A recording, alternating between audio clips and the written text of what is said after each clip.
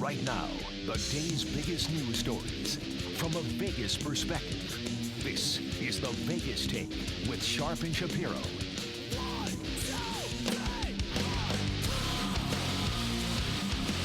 All right, welcome back. It is the Vegas Take, Sharp and Shapiro. So glad you could join us. Wow, has it been an interesting month for UNLV football. They announced their head coach on Friday. They just had the press conference, and one of those that was in attendance, I think UNLV fans would say probably one of the most important people that they want at a UNLV press conference when they hire a new coach. This man is a legend. He is a legendary UNLV football player, obviously a legend in the NFL, and he's done so many great things. He and his wife, Felicity, began to host an intimate Bible study back in the day for friends and family in their home in Henderson, and then it turned into the Remnant Ministries. He is Pastor Randall Cunningham. Randall, thank you so much for being here. How are you? Hey, buddy. You know it's my pleasure to help out anytime I can. I'm happy to be on. Appreciate Thanks a lot, Randall. Appreciate that, Randall. Obviously, I want to get to your ministries, but before, I got to ask you some basic questions about UNLV football. Your thoughts before we get to this new hire. Let me ask you this. Since you left the program, why is it that you think that the program has struggled so mightily in winning football games? I know that's a loaded question. You know, I don't know. I think that the focus is there now. I think that we've seen a lot of what we didn't expect, but I don't know really where that lies. But I think when we look at what happened with Coach Harvey Hyde and the team going 3-8, and then he went 7-4-1 or whatever we did, and we just barely missed a bowl game. That would have been a bowl game back then. And then you look now at the last season that we played in 84, I think it was. We went 11-2, and set many records and different things. After that point, there were things that went on with the whole school, with just a lot of things that weren't good with the NCAA. And so, I think we went through a time of just really having to recheck and try to figure out a new way of doing things. A lot of changes of face, but I think now with what Desiree is doing, we're turning things around, and it's at a place now where people want to come back and be a part of UNLV. Do you think that Sam Boyd Stadium itself and the fact that it was almost 25 minutes away from campus was a deterrent? I don't necessarily think that's it, because when we were winning, we were getting 20,000 way back then. We only had 10,000 students in the school, But I think when you look at today, and you think about it being right in the center of Las Vegas, Nevada, it's really going to be great to find out how this works out for the team. So when I look at the basketball program back in the day when Jerry Tarkanian, the late Jerry Tarkanian, was still with us, we saw some people like Larry Johnson, right? We saw Greg Anthony. We saw former UNLV Rebel basketball players around the program. Do you think, because you've made some suggestions that you're going to take advantage of the fact that they hired this guy, Arroyo, and you're going to spend some more time around the program. Can you talk a little bit about that and how important, it is for former players like yourself to be around the program and support the program? Yeah, I think when we look at life now and we really consider everything that's happening with the school, whether it was Larry Johnson being a part of the program back in the day or whether it was Danny Tarkanian, I think that we lost face losing, Pop Tarkanian, losing Coach Harvey Hyde. So I think that's where we lost a lot. But when you look at it today and you see myself and other people, and you got to think of where it starts. It starts with somebody like the Fertittas. It starts with the donors, the people who are willing to say, I believe and I want to be a part of this. Because if they don't get involved, we're in the same predicament. It starts with people behind the scenes like Napoleon McCallum bringing the Raiders to Las Vegas, Nevada, and saying, hey, it can work here, and dealing with Mr. Davis and just saying, let's get this worked out. And now we have this big stadium over there. Yeah. And people are getting excited about it. It's a lot of the behind-the-scenes things, and it doesn't happen without the Fertittas. It doesn't happen without the McCallums. And so that's what really draws us back. We all want to win, but Las Vegas is now a major city. Right. I mean, when you talk about having soccer here, baseball, you start talking about UNLV's football program, and hey, we're building our basketball program. There's a hype that comes where people say, okay, I want to be a part of it. And then all the new faces that have moved here from California and Michigan and the East Coast, and the people are saying, hey, I want to live in Las Vegas, and are beginning to fill the valley up. That's changing the face of this town. And it takes our authorities at UNLV to get this done. It takes the Board of Regents coming together and saying, okay, it's time. Yeah, no question. If you're just joining us, we're speaking with former UNLV and NFL legend Randall Cunningham joining us on the line. So, Randall, talk to me a little bit now about the future. You've alluded to it a little bit. Now, I understand you had a chance, obviously, to speak with Marcus Arroyo, the new UNLV head football coach. Can you tell me what that interaction was like with him and that discussion, if you can? Well, yeah. I think a lot of this began when I went to the last game at UNLV. They invited us all to come out to the game, and I was like, yeah. I mean, not just because it's our last game there, but because all my boys are coming back. Right. You know, the coaches are coming back, and, yeah, let's get all 200 of us out there. And then I got the opportunity to hug Desiree, you know, our athletic director, and it was like she's a very pleasant person, and she's very determined. She's excited. And I was like, wow, I haven't had this feeling, you know, at the school in quite some time. Not to put that against anybody else, but it's just like, it wasn't just a business, hey, shake your hand. It was like I hugged her. She hugged me. It's like, man, we're so happy you're here. I said, no, I'm happy to be here. Thanks for inviting me. And that's where it began. And so then when she called me up and said, hey, we're going with a new coach, and just want you to know we want you in the loop, and just want you to know that we're reaching out to you. And it's like, wow. That's big. Okay. Can you mind if I nice. Yeah, that's great. Randall, do you mind if I ask you this? And I'm not asking you to throw anybody under the bus, but do you feel like in the past the invitation and the reaching out to you maybe wasn't as strong as it should have been until now? Is that fair to say? Well, let me go this route. There have been so many people that said, Randall, would you come and be our head coach for $1? And then the first year you work for $1, just donate your time. And I really put consideration to that. So they would pay me $1 the first year, and they just wanted me to consider it. And it was like, you know, I really don't feel I'm there right now. I would do it for $1. And then when did they ask you to do that? Can you tell us when? That was it was years back. But okay. It was the point of they did come to me, but starting a brand new church and trying to travel around recruiting and things like that. Sure. Didn't allow it to happen. You know, I thought about how I could make the schedule work, like McCartney did with Colorado. But I think what happened was it kind of like just went to the side, and it was like, well, at least we tried. Right. But the other thing I wanted to say is that when Marcus called me, he said, hey, bro, Randall, man, this is Marcus Arroyo, and I'm going to be coming there, and I want you to be involved, brother. I want to see your face. You know, it was like, really? Oh, cool. So now, you know, cool. I'm pumped up because, you know, it's kind of like befriending a person. You know, it's kind of like accepting somebody new in town. And it's like, wow, man, I get to go to UNLV games. And now I'm looking, you know, maybe, you know, I can get a box over there and find out how much the boxes cost and entertain people there and things like that. You know, hopefully we'll get some 1 o'clock games where I can go to all the home games. You know, I really want to be involved. I would love to be a consultant and really be the fly on the wall, you know, who they come to and say, hey, we've hired you to do this. What do you think? I mean, I understand football. I understand personalities. I've been behind the scenes doing a lot of work over the years with players, and whether it was, you know, just making sure the kids are okay and getting counseled. And it's not just football. Of course. Basketball, it was track and field, and, you know, just a lot of behind-the-scenes stuff. That's what I have to interject and say, for a legend like yourself, Randall, I know you're a very modest guy. I think it would be wise for UNLV not to charge you for a box. Go ahead. Go ahead, JD. And it's great that you get to watch these games at a $1.2 billion stadium like Legion Stadium. Let me ask you this. If Marcus Arroyo, you know, reached out to you via text or via call in the next couple hours and said, hey, Randall, I want you to coach my quarterbacks, would you say yes? I would strongly consider it. I'm not expecting that call.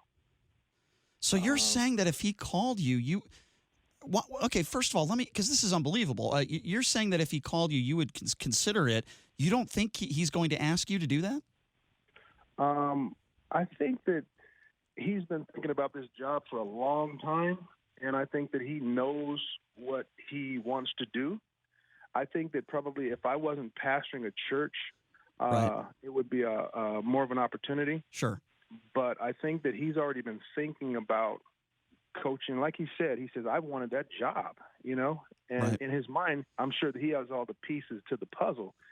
He probably is not thinking, I'm going to grab Randall Cunningham and take him away from his church. Right. No, that's understandable, and I certainly want to talk about your remnant ministries here in just a few minutes. But can you share with us how long did it take him to reach out to you? Because it sounds like he reached out to you pretty quickly. Oh, he reached out to me before. I mean, like as soon as I think he agreed, Oh, wow. he called me. That's And great. I was like, I almost didn't answer because it was a unknown number. And I normally will call you back. There's like a lot of phone numbers, names fell out of my phone with this new Apple update. But Desiree told me, he says, yeah, I'm going to call you. And he called me, and it was like, wow. That's great. It was like we were brothers, like on the phone, and now I know he's a California guy.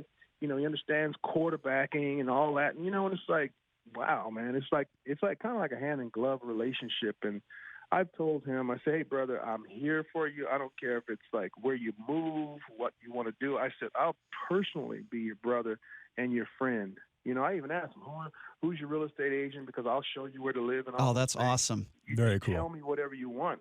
That's great. Hooking him up with the right people in town. Making sure that he's with the people who are on the up and up, who are going to, not expect anything out of him, but let him be the coach and bless him whenever he needs a blessing. To have a guy like you, Randall, do that for him, I'm sure UNLV appreciates it. I'm sure Francois appreciates it. And we know Marcus Arroyo appreciates it as well. Okay, so before we get to your churches, I got to ask you another football question here. So the Raiders are coming to town, as you know, Randall. I'm sure if somebody asked you back in the day when you were playing at UNLV that we would get an NFL team, you probably would have thought they were crazy. But would have never happened when I was playing. We were told by the NFL there would never be a team in right, Las Vegas because of the gambling, right? Yep, that's right. When you were playing in the NFL, did you guys ever talk about stuff like that? Like, did you ever know what the spread was on games? Because I've talked to some former players that say, so you never discussed it. It wasn't anything that I was involved in because, I didn't get involved in like sports gambling and booking, and a lot of the things that were going on in the media kept us from that because you could really get in trouble in the NFL and lose your job. And I wasn't trying to lose my job for anything. I was trying to stay in the NFL. As you guys know, I played till I was 38. They had to kick me out of the NFL. So one more NFL question. I would say you and Fran Tarkenton were two of the early quarterbacks to really integrate running into your repertoire as far as being a quarterback. And now you've got Lamar Jackson, who's probably the NFL MVP. I mean, he's ran for 1,000 yards. I mean, it's kind of unbelievable that you kind of started this trend. Do you think that this is kind of the trajectory moving forward for the standard quarterback? No, because it's dangerous. It's dangerous in the pocket, but it's not as dangerous as when I played because they can blow your knees out, slam you on your shoulder, and our defense in Philly was ferocious, and they used to put quarterbacks out like every other game. And I remember Phil Simms going down and Neil Lomax and, Doug Williams and lots of guys getting blown up in the pocket. And I got hurt both times in the pocket. So that's why I did run. But it was more complicated. I mean, dudes could lay you out if you ran as a quarterback. Now, you could slide and you don't get hit. They're not supposed to even touch you. And in the pocket, they can't touch your leg. So I would have played totally different back then if I had the rules they have now. But Lamar is no doubt the best running quarterback in the history of the NFL. There's no doubt about that. I tend to agree with you on that one. So, Randall, what advice would you give a young 20, 21, 22-year-old kid that plays on the Raiders when they come to town? Because I would imagine you're going to be – I'm sure Gruden will invite you, and I'm sure you'll be speaking with these guys eventually. What advice would you give some of these guys living here in Las Vegas, playing in the NFL? Well, one of the things that's happened is Napoleon Kaufman is the chaplain for the Raiders. Oh, I didn't know that. He called me a couple of days ago. He says, "Brother, you have the job. I'm putting your name in the hat. You got to take that on. You got to be the chaplain, and I'll tell you what I did, how to do it, and everything." I'm like, "Bro," I said, "I hear you," and I said, "I'm looking at UNLV and trying to figure out how I can get involved there, and then it's a lot on my plate. So I'm really just trying to figure out what I can do." Sure. And then with my son and daughter, getting ready for Olympic trials and Olympics, I've got that. So, There's a few things on my plate. Yeah, just a few. But Gruden did tell me, hey, brother, you have an open door policy. You come over here anytime you That's want. great. That's great. And, we've been texting each other during the year, so I'm keeping that relationship going. He was my last year in Philly. He was the offensive coordinator, and we have a great relationship. He's a great guy. He's going to be great for this town. The Raiders are going to be great for this town. It's going to be nice seeing the people flying from California, and the Raider fans here are going to be excited about it. It's going to be awesome. We got the best stadium. Oh, no in the doubt. NFL.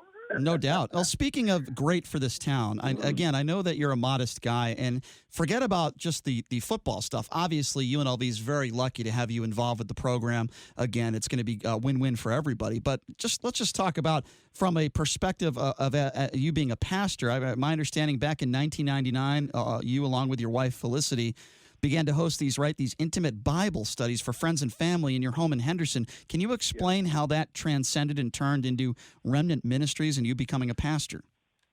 Yeah, well, we had the late John Michaels of Calvary Chapel, Spring Valley, as our pastor, and we had great chaplains in the NFL who sowed into our lives, and Reverend Townsend, Dr. Silas M. Townsend in New Jersey, is where we pretty much began as a husband and wife to really fellowship together.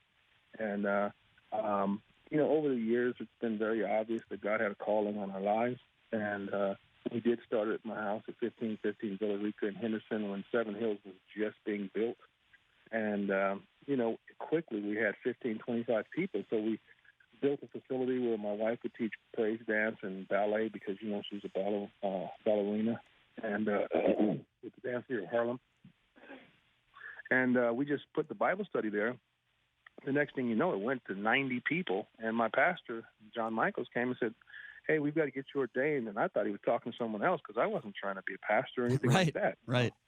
And I was, so prayed and fasted for a month and accepted the calling back in 2003, 2004. And the next thing you know, we had 150. We built a facility with 500 seats. Now we got 600 seats, and we're up to That's probably incredible. 1,300 people that attend church, during Sunday. We have 3 services. Wow.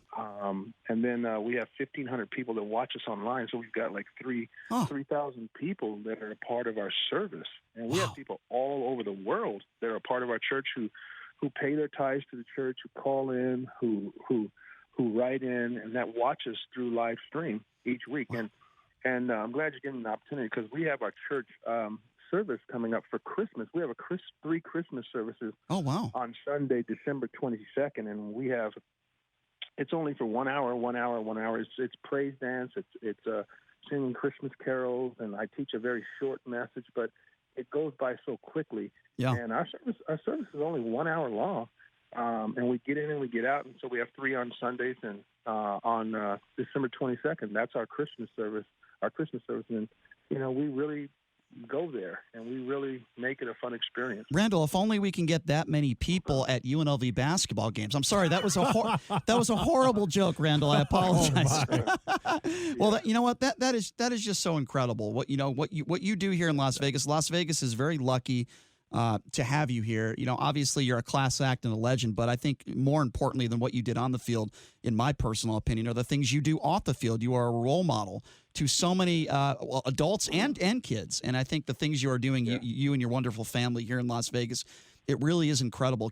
Randall, can you give out that information? How can people join your church and be a big part of those services? And who do they contact? Where do they go? It's really simple. You can go online and you can push up Randall Cunningham Church. Google Randall Cunningham Church. That's simple. and yeah, really. And we're right here in Las Vegas, Nevada. We're Remnant Ministries. We're on the Windmill and like close to Windmill in Bermuda. Okay, I used to live around there. Yeah, that's not that's a nice area. Well, I got to tell you, Randall, it would be an honor and a privilege to maybe have you in studio sometime, and we can talk a little bit more about that. Thank you so much for your time. We know how busy you are, and we really do appreciate you taking some time to join us. Thank you so much. Yeah, I appreciate it. I'm not really busy. I just sit around doing nothing all day. Well, I don't know if that's true, Randall, but you certainly are a legend, and we do appreciate your time, and we hope we can have you in studio one of these days. Yep, that'll be great. Thanks so much for calling, and I'll be looking for your church if you can come. I would love to do that, Randall. I will take you up on that. Thank you so much. Yeah, thanks a lot, Randall. Bless you guys. Okay, there you go. Pastor Randall Cunningham. Boy, did we learn a lot in that interview. Pastor, possibly quarterback coach. So here's what we Cunningham. learned in that interview, and I'm going to have to go back and listen to it. But I didn't know this. He was offered $1 to coach the UNLV football team back in the day. We also learned that he would actually consider being the quarterbacks coach at UNLV. To me, that is an absolute slam dunk. You have to make that happen. Well, Coach Arroyo, if you're listening right now, Randall Cunningham would consider being the quarterbacks coach at UNLV. You have to offer him the job. And how Please. good, how good would that be for recruiting, especially with the new stadium and the new Fertitta football complex? Yeah. I mean, that's what the major programs do. They get former players like that, and they integrate them properly. We are going to tweet that out, and we are going to hammer it, okay? Coach Cunningham would seriously consider the UNLV quarterback coaching job. All right, we're going to take a quick break. When we come back, the guys from Six Gun Music are going to be joining us. They're awesome. They make their own guitars, and they have a guitar giveaway. So we're going to talk about that coming up next. You're listening to The Vegas Take.